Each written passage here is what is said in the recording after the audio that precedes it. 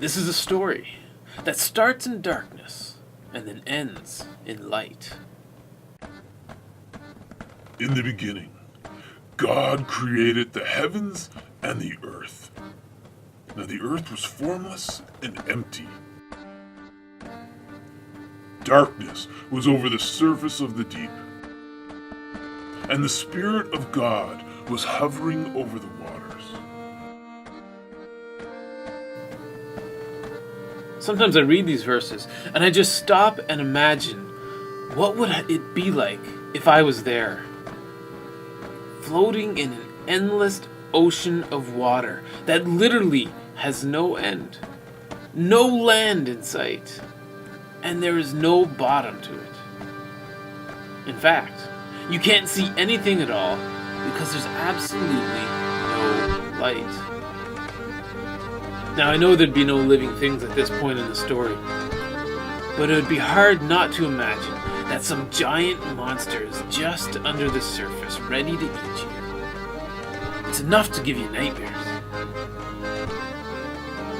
The scariest part of all this is that many people today seem to be living this way. People look at the world and it seems incomplete, wrong. Life may scare them or leave them feeling lost and alone. All alone in the darkness. They become depressed or needy or find it impossible to find happiness. What they need is to see the light. And God said, "Let there be light," and there was light. When people fall into darkness, God brings them out. God sent Moses so that a people living in darkness could become a community of light, loving God and loving all people. But this community left the light and entered into darkness.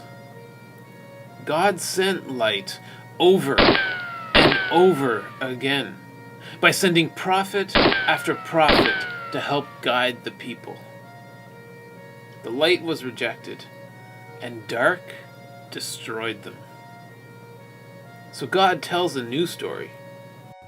In the beginning was the Word, and the Word was with God, and the Word was God. In him was life, and that life was the light of all people. The light shines in the darkness, and the darkness has not overcome it. What this means is, God chose to help us in the darkness by coming himself. He became the source of light. Jesus is the light because through him we can begin to understand who God is, and we can begin to understand what it truly means to be a human. What we learn is that being human is not living in the darkness of pre-creation, but it is living in the light that we are created to live in. It means bringing others into the light by loving them. It means that we will not be seeking to use creation to get everything that we want for ourselves.